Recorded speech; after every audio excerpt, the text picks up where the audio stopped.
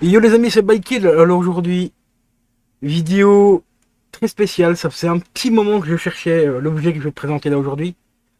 Euh, j'ai mis un petit moment pour l'avoir parce que le prix est en conséquence de la rareté aussi du truc.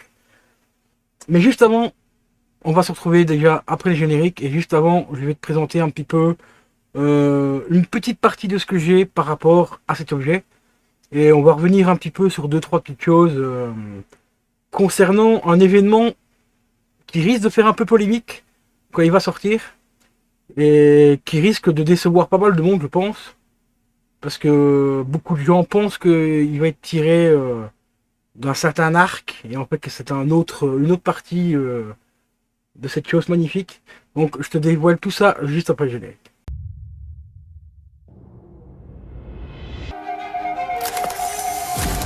Je vous ai sûrement déjà parlé de mon état. Conspiracy theory. Selon la légende, un corbeau peut ramener une âme du royaume des morts pour se faire justice. Si tu bouges, t'es mort. Je suis mort. Et pourtant, je bouge. The Crow. En fait, pourquoi t'es venu ici? Ma mère devait obtenir une clause d'éloignement contre mon beau-père. Il a des problèmes émotionnels. Oh, j'en ai moi aussi. Quel genre de problème émotionnel il a? J'ai un nouvel ami. Réel ou imaginaire? Réveille-toi, Denis. Imaginaire.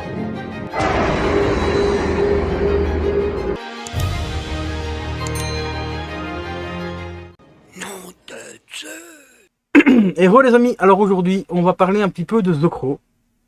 Oui oui, The Crow. Ce magnifique film, ce magnifique comics. Avant d'être un film, c'était un magnifique comics créé par James O'Barr, que voici. Regardez-moi ces comics de fou. Ici, je possède la collection complète, hein, originale, donc ça c'est déjà une très grosse pépite. Je les avais déjà présentés dans une vidéo précédente, hein, il y a déjà quelques années. Mais ici, on va refaire un petit focus vite fait. Donc le tome 2, mise à mort. Le tome 3 avec Élégie. Grosse tuerie. Le tome 4, ici c'est la galerie des monstres. Voici. Alors si vous les cherchez, il y a encore moyen de les trouver. Bon, il faut mettre un petit peu le prix quand même. Bon, c'est pas trop excessif non plus. C'est à peu près une vingtaine d'euros par tome. Il y a 7 tomes au total. Bon, ça fait quand même un certain chiffre hein, quand tu regroupes tous les tomes ensemble. Mais je trouve que ça va encore par rapport à la qualité où je les ai trouvés. Tu vois, ils sont en état mais impeccables. Donc je trouve que pour 20 euros, ça reste quand même très très très correct. Ici j'ai investi enfin pour des petites protections, pour des BD, tu vois. Bon là c'est un peu grand parce qu'elles sont pliées en deux. Alors ici je les ai pliées d'une certaine manière pour pas que ça dépasse trop, juste sur le côté ici, tu vois. Pour que je puisse les protéger au mieux, enfin le mieux possible. C'est des pochettes que j'ai trouvées sur eBay. L'avantage c'est qu'on peut mettre des BD assez grandes. Des BD aussi assez épaisses. Par exemple, si vous voyez, j'ai acheté l'intégrale de... merde, j'ai oublié le nom de la BD. C'est le fils de Stephen King, John Hill, qui avait fait une série Lockey. Voilà, donc j'ai l'intégrale de Lockey, donc c'est un gros bouquin qui est épais, mais comme ça, et ben ça rentre dedans, dans les pochettes, là, c'est vraiment nickel. Elle est pas très haute, le livre n'est pas très haut, mais il est très épais. Et ben, j'ai réussi à le mettre dedans, donc vous voyez, on a quand même une capacité au niveau épaisseur et tout assez importante, donc c'est quand même assez cool. Et voici, donc le tome 6, Les larmes de Jésus. Alors ça c'est le tout dernier tome du premier arc, parce qu'on a eu plusieurs déclinaisons de The Crow. Et celle que je vais te présenter juste après celle-ci, voilà, elle est là. C'est une des dernières qui est sortie. Toujours en collaboration avec James O'Barr. Et ici, on a aussi Jim Terry. Voilà. Le scalp des loups. Regardez bien le visuel du personnage. Pour ceux qui ont vu la bande-annonce de The Crow, le film qui va sortir, beaucoup de gens ont dit que c'était une espèce de reboot, de remake de la version avec Brandon Lee. Alors, ça n'a strictement rien à voir. Peut-être qu'ils vont faire un mélange des deux. Ça, je ne sais pas, parce que la bande-annonce ne dévoile pas trop de choses pertinente par rapport à ça, mais par rapport au look du personnage, on peut déjà se douter que ce n'est absolument pas l'arc narratif du The Crow qu'on a connu avec Brandon Lee. Donc le The Crow inspiré par ce comics-là. Le premier comics. Ici on le voit déjà, cheveux longs, assez costaud mais assez maigrichon quand même au niveau du personnage. Alors que dans l'autre, on a les cheveux courts, bien baraqués et tout. Donc un peu comme celui-ci. Alors c'est pas forcément tiré de celui-là. Hein. J'ai les autres en bas, enfin les autres suites de The Claw, qui pour moi sont beaucoup moins bien que celle-ci. Hein, que les premières là. Les premières c'est franchement les bangers. Hein. Les meilleurs que j'ai lus jusqu'à présent. Les autres, on en a aussi un arc où c'est une femme qui a tout simplement le pouvoir en fait, qui revient à la vie pour se venger. Parce que bon, dans chaque BD de The Crow, c'est toujours une histoire de... J'allais dire de vengeance, mais c'est pas tout à fait une vengeance. En fait, c'est une histoire... Enfin, plus une manière de rétablir l'ordre des choses. Par exemple, le The Claw aussi qu'on a eu avec Vincent Pérez, par exemple, La Cité des Anges. Ici, c'est un père et son fils qui sont tués, noyés.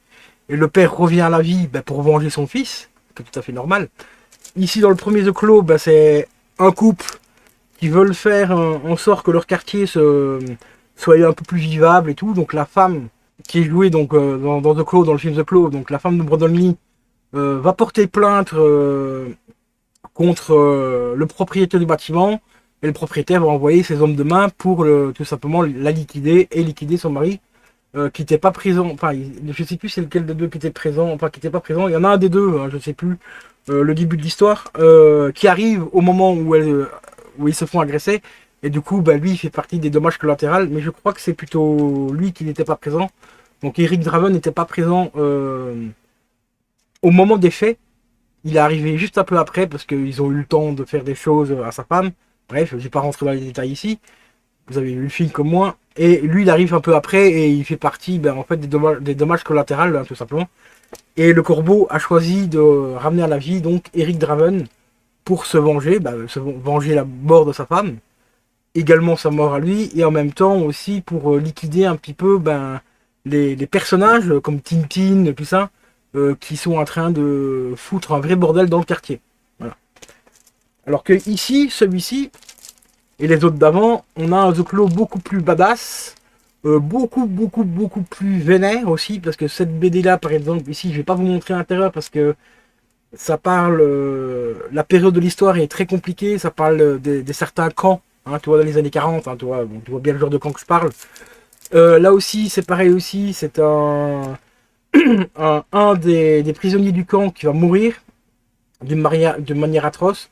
Le corbeau va venir le ramener à la vie, et il va nettoyer le camp et aussi venger un petit peu tous ces pauvres victimes qui sont morts par les personnes qui surveillent le camp. Voilà. Et c'est pour ça que moi je pense fortement que le The Claw qu'on va avoir normalement cette année-ci, normalement je crois que c'est prévu pour le mois de juillet, va partir sur un arc qui va se passer peut-être entre 10 et voire 20 ans après le premier. La première, la première renaissance, on peut appeler ça comme ça, avec le personnage ici. Car chaque personne qui revient à la vie n'est pas forcément la même. Ici, vous voyez bien, on a une grosse différence entre les deux. Hein. On voit bien que c'est pas du tout le même personnage. Donc chaque comics, en fait, c'est tout simplement une histoire différente. Hein. Ici, c'est le Scalp des loups. C'est vraiment le plus récent qui est sorti en comics ici. Après, il y a eu également, et ça c'est pour ceux qui voudraient pas éventuellement claquer des sommes folles dans les comics originales, il y a quelques temps, ils ont sorti ce magnifique résumé. Donc c'est The Crow en version définitive, où on retrouve les 6 tomes du comics original, plus pas mal d'informations sur James O'Barr, et tout ça, une interview aussi de lui dedans. Donc ça c'est vraiment une petite pépite, c'est sorti chez Delcourt, donc il y a déjà quelques années. En cherchant bien, vous pouvez le trouver. C'était vendu sur Amazon, la Fnac et tout ça. Il y a encore moyen de le trouver aujourd'hui. Bon, les prix ont augmenté. Là, je l'avais payé, je crois que c'était une quarantaine d'euros, je crois, celui-là. À l'époque, aujourd'hui, il faut compter un peu plus cher. Hein. Il y a certains vendeurs qui le vendent autour de 50-60 balles, des fois 100 euros. Donc, il faut chercher un petit peu sur Internet. Mais il y a encore moyen de le trouver à pas très cher, parce que moi, j'ai réussi à le dégoter pour un pote. Je l'ai eu pour 55 euros. Donc c'était 15 balles plus cher que le prix original, mais ça reste encore très correct quand on compte toutes les informations qu'il y a dedans. Et quand on compte aujourd'hui le prix de ces BD-là, qu'il faut compter en moyenne 20 € pièce. Donc ici, il y en a quand même pour entre 120 et 140 € pour les 6. Donc là-dessus, on arrive à ce que je voulais te présenter depuis le début. Une pièce exceptionnelle qui va rejoindre cette collection, ma petite collection de The Crow, mais qui va surtout compléter un petit peu ma filmographie par rapport à The Crow. Là, tu sais, récemment, j'ai rentré le film en 4K que j'avais acheté chez Cinestory. Édition... là, ici, c'était l'édition internationale. Après, il y a une édition un peu différente chez la Fnac avec une espèce de... On a les ailes du corbeau qui sont comme ça, on a les yeux de Brandon Lee à l'intérieur. Et ça, Tueur de rôdeurs avait fait un petit test. Il a tout simplement interverti les fourreaux. Et ça donnait vraiment quelque chose de magnifique.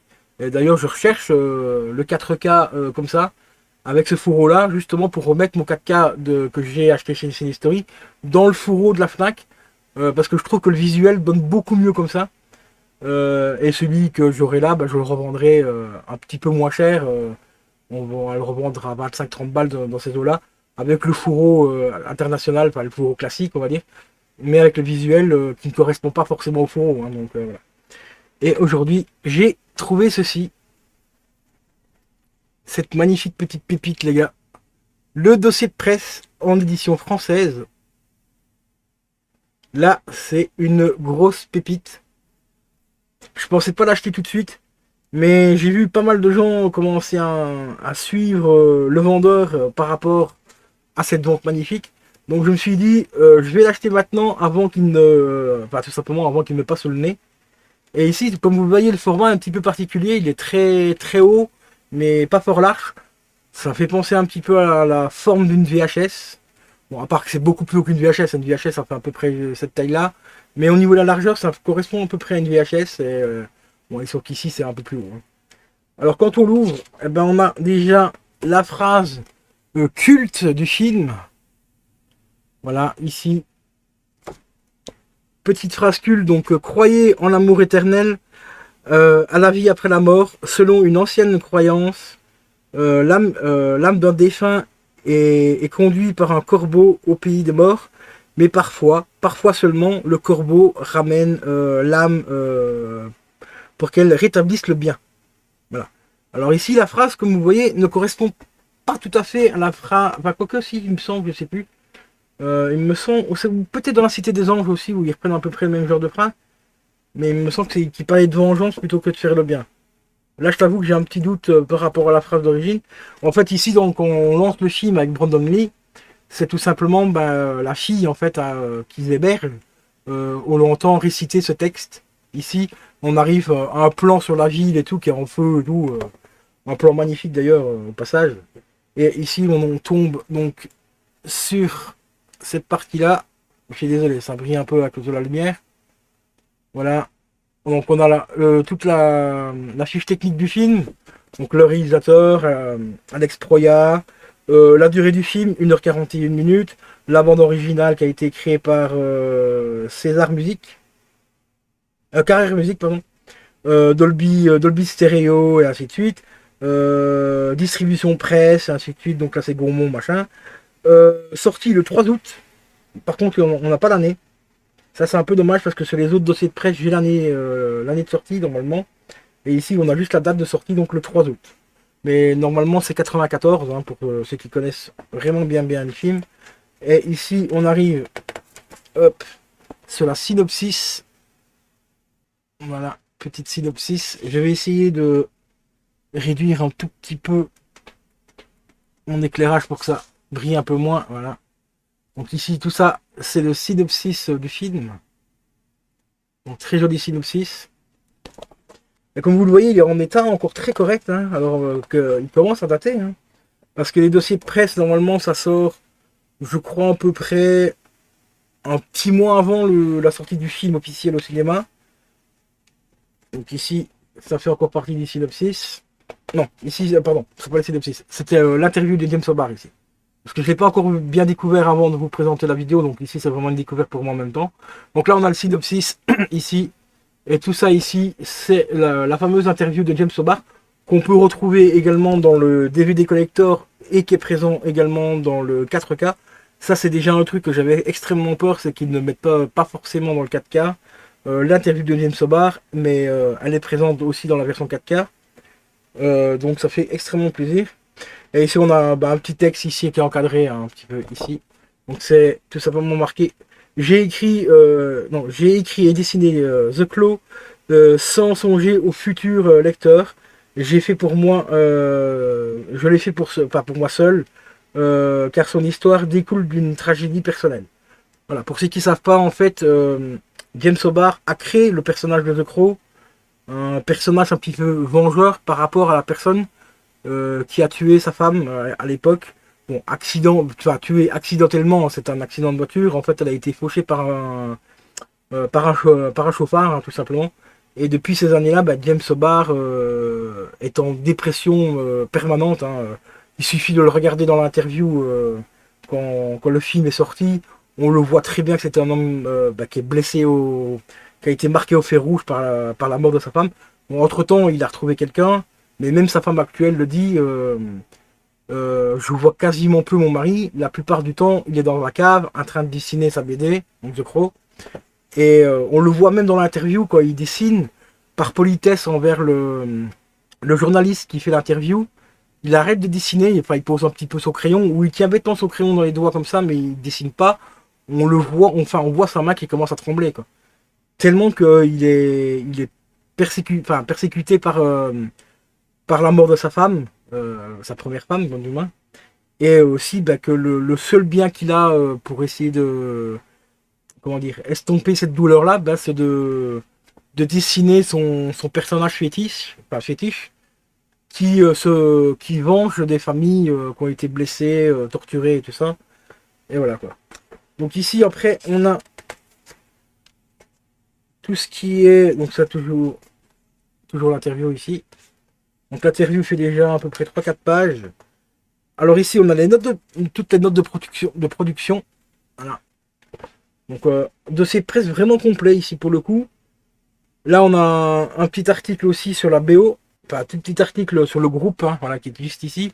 Et ici on a un petit article aussi forcément sur la BD qui a inspiré pour faire le film. Donc là c'est marqué donc de la BD à l'écran.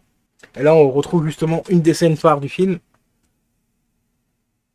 Quand il saute par la fenêtre ici. Sauf que dans le film on a l'impression que la fenêtre fait face à un bâtiment. En fait c'est ici comme on le voit.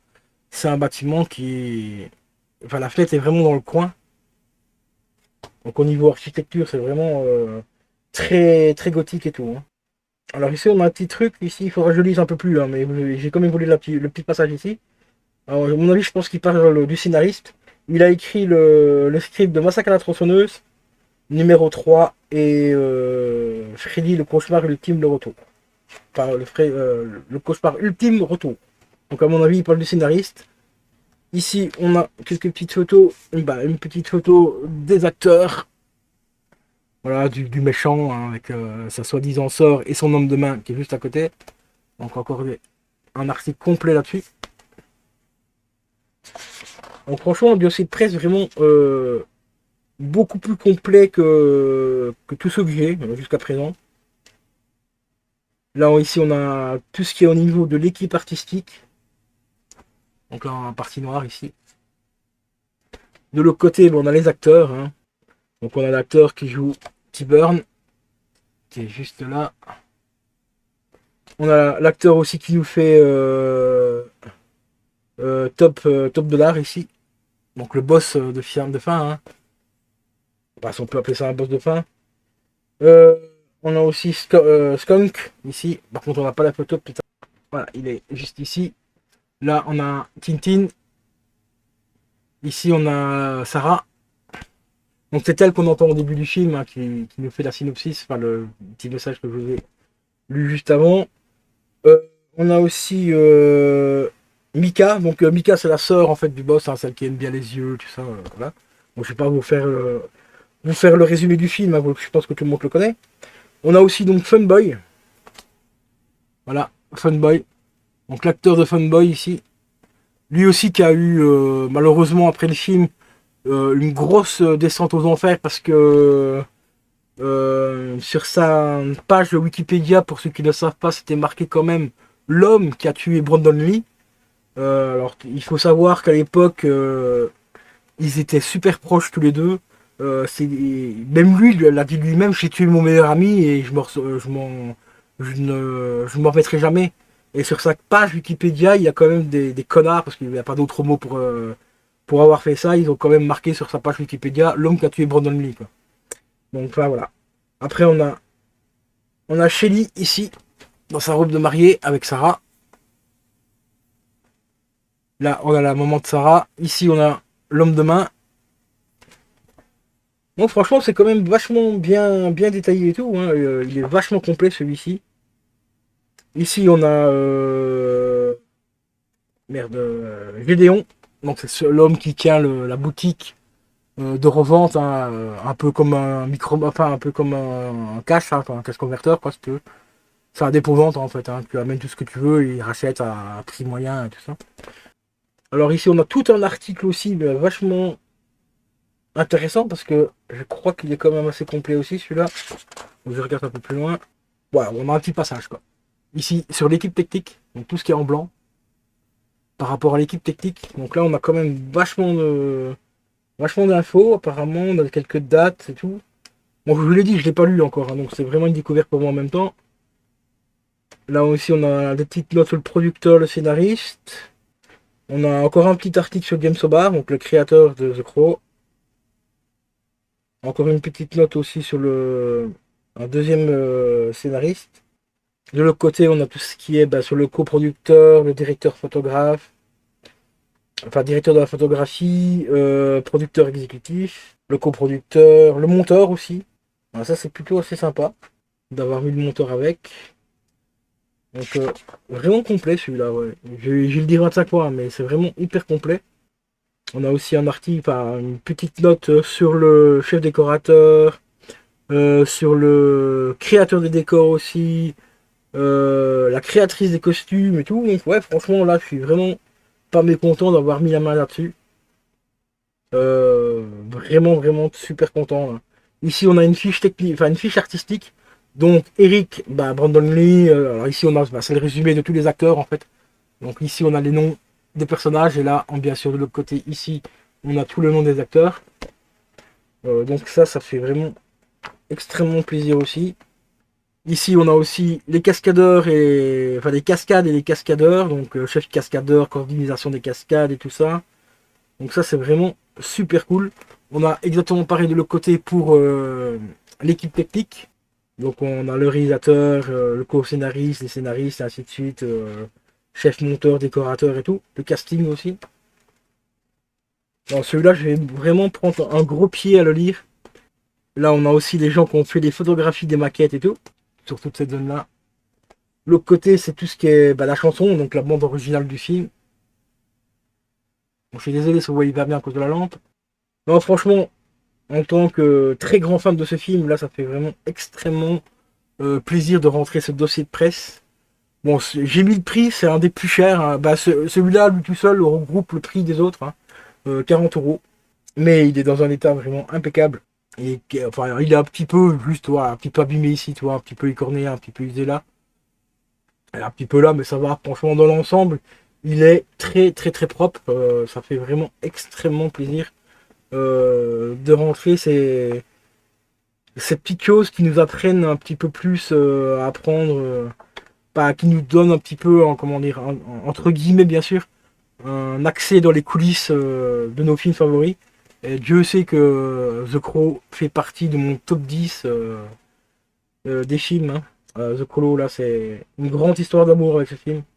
J'ai un gros regret par rapport à ce film-là quand même, hein. C'est que je ne l'ai pas découvert au cinéma parce que malheureusement, j'étais trop jeune, hein. Je devais avoir 15 ans. Donc un petit peu jeune malheureusement pour aller le voir au Cinoche. C'est vraiment le seul regret que j'ai aujourd'hui, c'est de ne pas l'avoir vu au cinéma. Un petit peu comme Le Retour vers les futurs, hein. Au moins le 1 et le 2. Parce que le 3, je suis un peu moins fan. Je commence à l'apprécier aussi, le 3 de Retour vers les futurs, mais j'ai eu beaucoup de mal avec celui-là. Mais ça, c'est un gros, énorme regret aussi, c'est de ne pas de ne pas avoir eu l'opportunité d'aller les voir au cinéma. Je sais qu'ils ressortent quelques fois, de temps en temps, aux États-Unis au cinéma, genre pour le 15e anniversaire et ainsi de suite.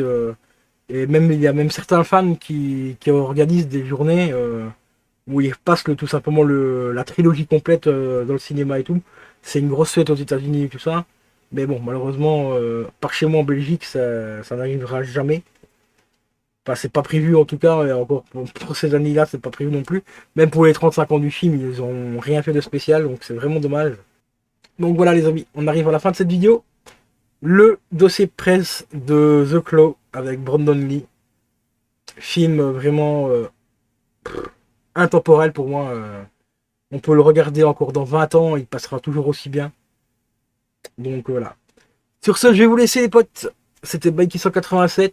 Si la vidéo t'a plu, n'hésite pas à mettre un petit pouce bleu, un commentaire, ça fait extrêmement plaisir et ça référence la chaîne, donc de manière bien sûr totalement gratuite. Si vous voulez me soutenir, les liens sont en description, il y a un Tipeee, tout ça, il y a également le lien de mon Paypal si vous voulez faire un petit don. Ou sinon, vous cliquez tout simplement sur le bouton rejoindre si vous voulez devenir membre sponsor de la chaîne. Et c'est un peu grâce à ça aussi que la chaîne peut survivre parce que je peux pas acheter des trucs comme ça tous les jours non plus, tous les mois non plus. Là, c'est quand même un objet qui a une certaine somme, donc c'est grâce à la YouTube monnaie que j'ai pu me l'offrir, celui-là, on va pas se mentir. Au mois de juin, j'ai fait 75 € et c'est grâce aux 75 € de la chaîne que j'ai pu m'offrir cette magnifique pépite. Et aujourd'hui, vous le présentez en vidéo. Donc voilà. Donc sur ce, je vous dis encore un très grand merci. Pour tous ceux qui me suivent depuis bientôt la 12e année, les gars, on entame la 12e année ici. Ça fait déjà 12 ans qu'on est là. Donc un très grand merci à vous et je vous dis à la prochaine. Portez-vous bien.